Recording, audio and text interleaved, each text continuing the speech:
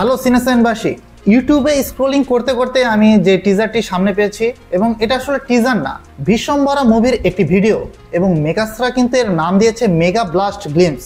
এখানে কিন্তু অভিনয় করছে তেলেগু স্টেটের মেগা স্টার চিরঞ্জীবী। এবং টিজারটি দেখার পর ভাইরে ভাই, আমার কাছে যেটা মনে হচ্ছে যে আসলে ব্লাস্ট ছিল। এবং এখানকার যে গল্প, যে এই মেকিংটা এখানে দেখানো হয়েছে শুধুমাত্র গ্লিমসেই, তো আমার কাছে মনে হচ্ছে যে এর যখন টিজার এবং ট্রেলার আসবে তখন কিন্তু একটা অন্য ধরনের একটা ফিল কিন্তু দর্শকদের মাঝে ক্রিয়েট হয়ে যাবে। কেননা সবাই কিন্তু জানেন যে চিরঞ্জীবীর একটা ফ্যান বেস রয়েছে তেলেগু স্টেটে, এবং তার এত বড় একটা ফ্যান বেস যেটা আমরা নাই বলি। তো ওয়েল, এই গ্লিমস ভিডিওটি দেখার পরে আমার কাছে যে ফিলটা লাগলো এবং কি ভালো লেগেছে তা কিন্তু আমি এই পুরো ভিডিওতে সংক্ষিপ্ত আকারে আপনাদের সামনে তুলে ধরবো। তো ওয়েল, এখানে গ্লিমসে কিন্তু দেখানো হলো যে এমন একটা এরিয়া যার নাম হচ্ছে বিশ্বম্বরা, এবং ওই এলাকায় এমন একটি ঘটনা ঘটেছে, সেটির কারণে একটা যুদ্ধ ক্রিয়েট হয়ে গিয়েছে। অর্থাৎ যে যুদ্ধটি হবে সেটা কিন্তু ন্যায়ের বিরুদ্ধে অন্যায় এবং অন্যায়ের বিরুদ্ধে ন্যায়, এটার একটা লড়াই হবে। এবং সেখানে কিন্তু একজন স্বার্থপর মানুষ রয়েছে যিনি কিন্তু এমন একটা শাসন প্রতিষ্ঠা করেছে যেটা কিন্তু সাধারণ মানুষের জীবনের উপরে এসে গিয়েছে। তো এখানে একটা কিন্তু মেগা ভিলেনও রয়েছে, সেটিকে দূর করার জন্য একজন অকুতোভয়, একজন বীর সাহসী যোদ্ধা প্রয়োজন, এবং সেই যোদ্ধার অভিনয় কিন্তু এখানে মেগাস্টার চিরঞ্জীবী করছেন অভিনয়। তো আমার কাছে যেটা মনে হচ্ছে আসলে যে একটা ফুললি ব্লাস্টিং অ্যাকশন মুভি আসতে চলেছে। যেরকম অ্যাকশন সিনারি দেখানো হয়েছে, যে ধরনের ভিডিওর মেকিং দেখানো হয়েছে, একটা ফ্যান্টাসি অ্যাকশন মুভি উইথ, আমার কাছে মনে হচ্ছে হালকা পাতলা ম্যাথোলজিক্যাল বিষয়ও রয়েছে, কেননা একটা লকেটের ব্যবহার কিন্তু আমি এখানে দেখতে পেলাম। তো গল্পের একটা বেস কিন্তু আমরা পেয়ে গিয়েছি, যেটা আদার্স টিপিক্যাল সাউথ মুভিতে থাকে।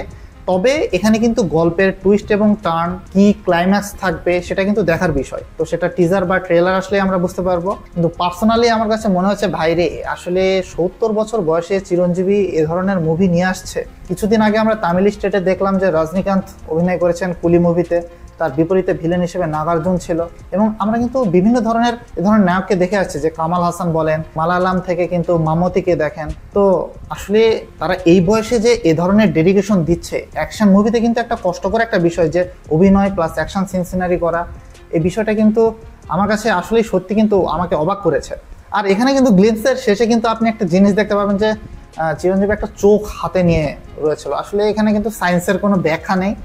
সাউথ মুভিতে যে ধরনের অ্যাকশন দেখানো হয়, এটা আপনি সায়েন্স একটু ভুলে এসে সিনেমাটাকে ফিল করলে হয়তো বা বুঝতে পারবেন। এখানে কিন্তু যে ধরনের অ্যাকশন সিকোয়েন্স দেখানো হয়েছে, যে ধরনের অ্যাকশন ডিজাইন করানো হয়েছে, মেগাস্টার চিরঞ্জীবীর যে আই এক্সপ্রেশন, তার অ্যাগ্রেসিভ মনোভাব, এর সাথে যখন বিজিএমটা বাজছিল তখন আমার কাছে মনে হচ্ছে যে একটা অ্যাকশন এন্টারটেইনিং যে ভাইব, ওয়ান ম্যান শো, হ্যাঁ, একটা যে ফিলটা দেয় না মনের ভিতরে, যে অ্যাকশন মুভি দেখে যে মজাটা আসে, সেটা কিন্তু অবশ্যই আমার কাছে ফিল হচ্ছিল। তো দেখা যাক যখন মুভি ট্রেলার টিজার আসবে এবং মুভিটিও যখন আসবে, দর্শকদেরকে কিন্তু একটা সেই ধরনের ফিল দিবে, সেই ধরনের মজা দিবে, এটা কিন্তু বোঝাই যাচ্ছে। বাদ বাকি আমার তো চাহিদা যে গল্প যেন ভালো হয়, তাহলেই তো মুভি একদম জমে ক্ষীর। তো ওয়েল, এখানে গ্লিমসে যেটুকু দেখানো হয়েছে একটা ব্লাস্ট টাইপের দেখানো হয়েছে।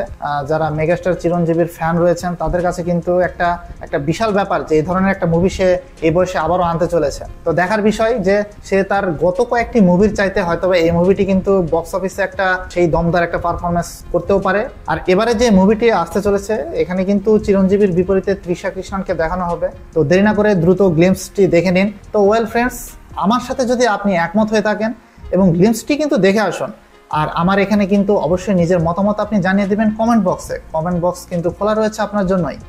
আর হ্যাঁ, এই রিভিউটি যদি আপনার কাছে ভালো লেগে থাকে অবশ্যই লাইক দিবেন এবং ছোট্ট করে একটা শেয়ার দিবেন আপনার পরিচিত বন্ধুদের সাথে। তো ওয়েল ফ্রেন্ডস, আজকে আমি এখান থেকে বিদায় নিচ্ছি। অবশ্যই কিন্তু চ্যানেলটিকে সাবস্ক্রাইব করে রাখুন। ধন্যবাদ।